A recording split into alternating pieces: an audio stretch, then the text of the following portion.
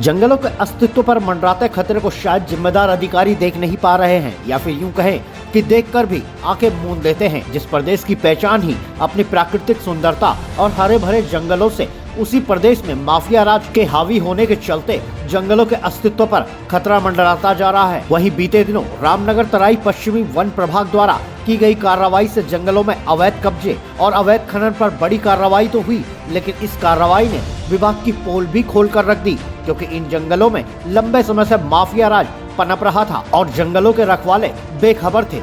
लेकिन अब विभाग का चाबुक चलते ही सब सामने आ गया।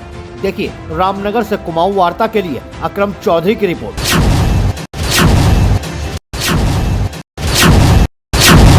उत्तराखंड की पहचान ही अपनी प्राकृतिक सुंदरता और हरियाली, हरे भरे पेड़ों से है।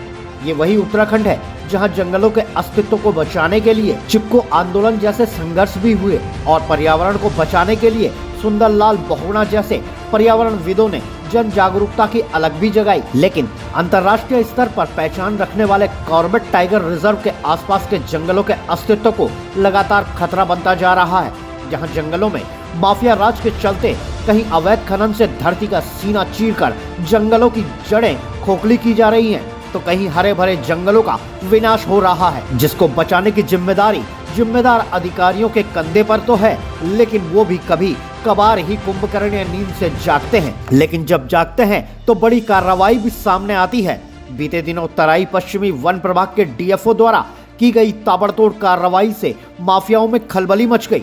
इस कार्रवाई से वन विभाग ने जहां जंगलों में हो रहे अवैध कब्जे और अवैध खनन पर रोक लगाने में कुछ हद तक कामयाबी हासिल की, वहीं ये भी जाहिर है कि अभी जंगलों के रखवालों को और भी सख्ती करनी होगी, जिससे जंगलों के अस्तित्व को बचाया जा सके। ये इस बीच में काफ़ी समय से लगातार ये घटनाएं सुनने में आ रही थी कि वन विभाग कुछ कार्रवाई हो नहीं पा रही है और लगातार अवैध खनन चल रहा है। इस तरह की खबरें लगातार चल रही थी, तो इसी को देखते हुए विभाग द्वारा सख्ती से ये निर्णय लिया गया कि तत्काल हमको अवैध खनन पर रोक लगानी है। तो इस अवैध खनन पर रोक लगाने के लिए लगातार सबसे पहले मैंने स्वयं अपने पूरे क्षेत्र का भ्रमण करके जहाँ पर मुझे थोड़ी भी कोई गलत चीज़ें होती हुई दिखी तत्काल उसको बंद कराया, और उसके बाद में अपने अधीनस्थ सभी उपरभागीय वनाधिकारियों को और रेंजरों को सबको निर्देशित किया है। और उसी क्रम में हम लोग लगातार जो कोसी नदी के लोअर कोसी नदी का क्षेत्र है उस क्षेत्र में लगातार कार्रवाई कर रहे हैं, जहाँ पे भी पूरे रास्ते बंद कर दिए गए जो अवैध खनन मार्ग आने जाने के लोगों के मार्ग थे, जिस रास्ते से आकर के वो अवैध रूप से मार्ग से खनिज वाली गाड़ियां ले जाते थे, वो सारे मार्ग बंद कर दिए गए। नदी के अंदर जो उनके अड्डियां वगैरह बनाई हुई थी उन्होंने उसको सब नष्ट कर दिया गया है।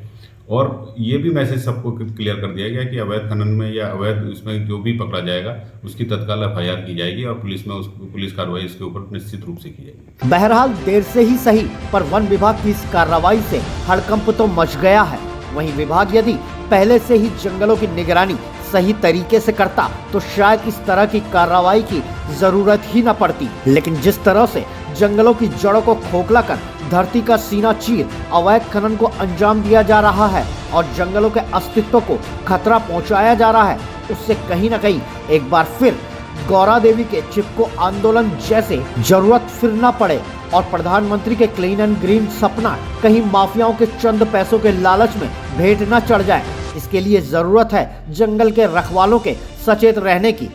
रामनगर से अकरम चौधरी की रिपोर्ट।